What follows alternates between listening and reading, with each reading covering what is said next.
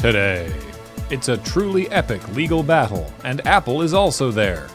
This is CheckPoint.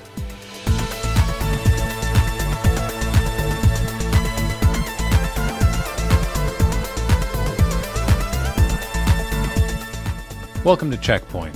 You ever just think about video games? Yeah, like, what even are they? Right? Maybe someday we'll know. I doubt it. Yeah. If I didn't know better, I'd think Nintendo means it when they say they're not a video game company, but a toy company. Nintendo's newest game for the Switch isn't a game at all. It's a game builder garage. Game Builder Garage, that's what it's called. And following the tradition of Super Mario Maker, WarioWare DIY, and even Nintendo Labo, it relies upon the player to do the bulk of the work in creating their play from scratch.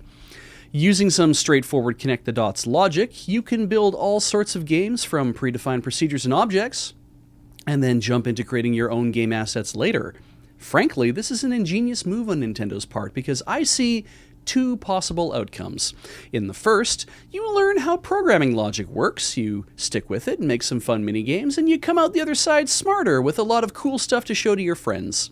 And in the second outcome, you discover only the surface of how hard it is to make a video game, especially since you didn't have to write the graphics engine, physics engine, input controls, etc. in the first place.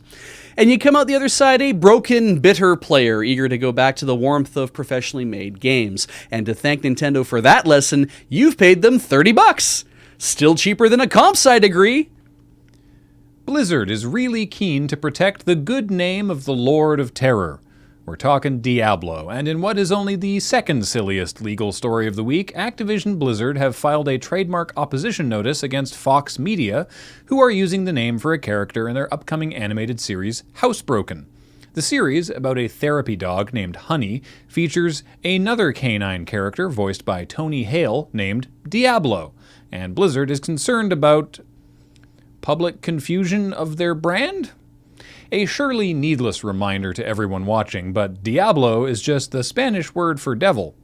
Nevertheless, Blizzard does have a trademark on the word Diablo as far as it pertains to interactive video games and computer game software and related peripherals and consumer goods and services throughout the United States and internationally. And they're worried that Fox's impending merchandising for Housebroken could indeed overlap in similar spaces.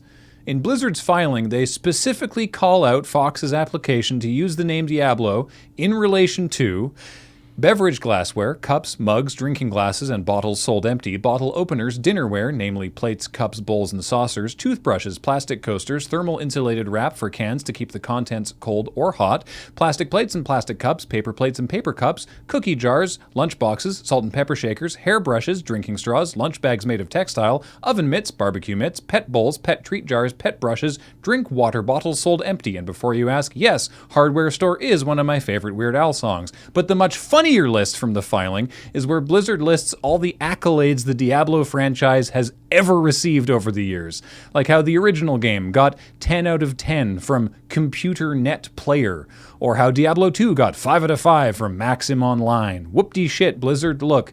Trademark disputes are always weird, so look forward to Housebroken featuring Tony Hale's character Damien. God, look, I'm sorry. I said we were only going to do one more story on Stadia, and then it'd be the one where they finally fold. But I guess we're just going to keep circling the drain. When Google shuttered the Stadia Games and Entertainment Studio within Google Stadia proper, they released Jade Raymond, an accomplished game director who helped create the Assassin's Creed and Watch Dogs franchises, and who also built Ubisoft Toronto and EA's Motive Studio. Since then, Raymond has founded Haven Entertainment, or Haven Studios, or Haven Entertainment Studios. Like, it's hard to tell what it's called when all the journalists keep changing the name in their articles. Anyway, Haven is aptly named, as other ex-Stadia devs have now flocked to it.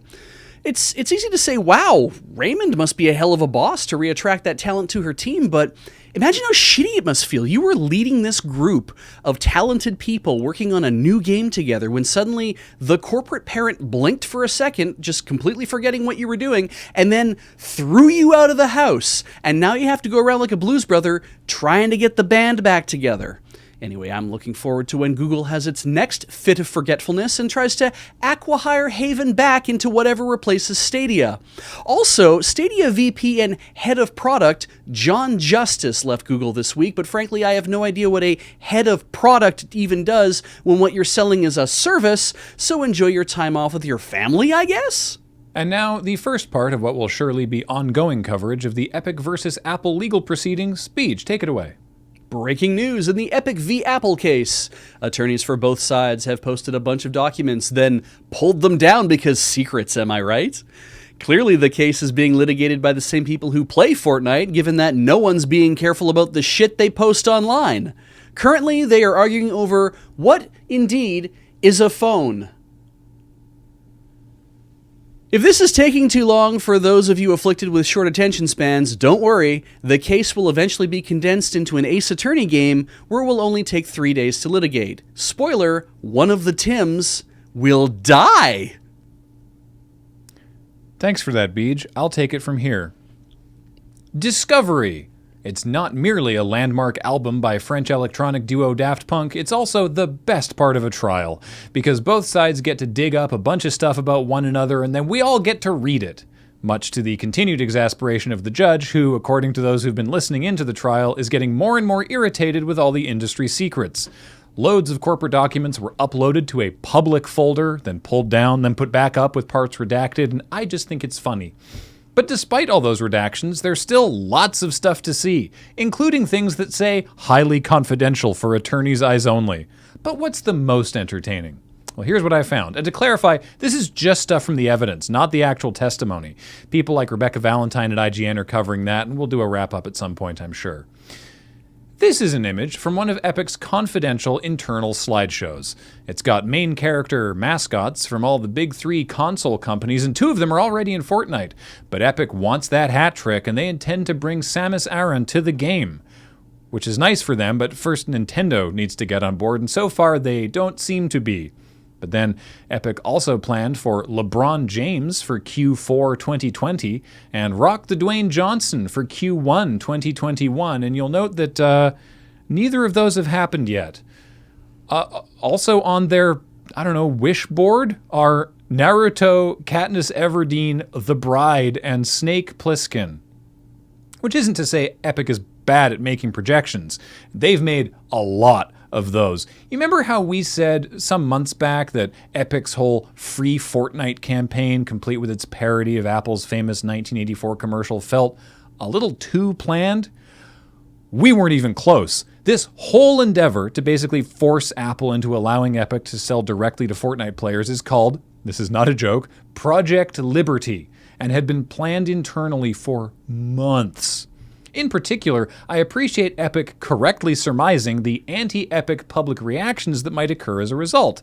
Specifically, that Epic is greedy, that Epic thinks they are special in some way, and that they are using players as pawns in their legal battle against Apple. And, fair is fair. We did say that. Didn't we say that, Beej? That Epic is activating players as the PR foot soldiers in a legal dispute between billion-dollar companies? We sure fucking did say that, didn't we? Yeah.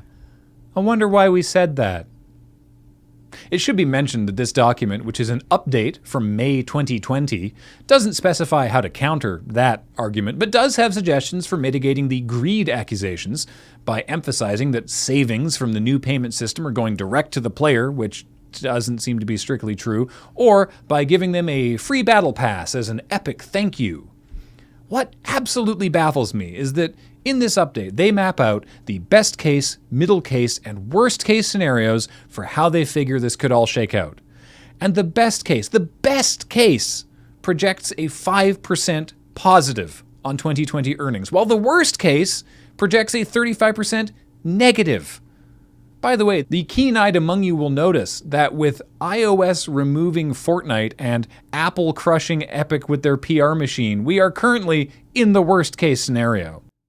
I'm not especially risk-averse, but the idea of potentially losing out on 35% of my earnings and making a permanent enemy of Apple for the chance of a 5% earnings increase at best says a lot about corporate culture that I just don't have the aptitude for. Although maybe they won't make a mortal enemy of Apple, because by far my favorite piece of evidence we've seen is this email from Epic's Tim Sweeney to the other Tim Cook of Apple, with unsolicited advice for how Apple should handle the review process on the App Store. Because the email was then forwarded by Tim Cook to Apple's Phil Schiller, and the totality of Cook's thoughts are, is this the guy that was at one of our rehearsals? This was evidence submitted by Tim Sweeney, by the way. We're only days into a trial that's scheduled to last for 3 weeks, and despite what you may believe, I am trying to stay impartial here. Yeah, I use Apple products, but I don't really care if they lose here. Epic is just making it really, really easy. Apple's opening argument slideshow looks like everything else they make, designed with clean lines and an economy of purpose, which, is kind of funny in and of itself. It's a very Apple thing. While Epic's has this progressive illustration of iOS building itself into a walled garden that looks like someone's class project. Apple is trying to prove that Epic broke their contract and that the iOS App Store is not an anti-consumer monopoly, as Epic alleges it is in as many words, something it also claims of the Google Play Store and Steam, but not the Epic Game Store, which it obviously thinks is a shining beacon of hope. It's just amazing to me that we underestimated how premeditated this was of Epic. They planned for months to break their App Store contract by hotfixing an Epic storefront into Fortnite. They timed it specifically to coincide with a projected peak of user base thanks to huge Marvel crossovers, and they had an anti-Apple PR push ready to roll out the moment they got caught. And still the judge is giving them the gears for not being prepared enough. So there's another 2 weeks of this, huh? Yep, I've never been so excited to read courtroom summaries. What's wrong with you? Many things, of which this is only one manifestation.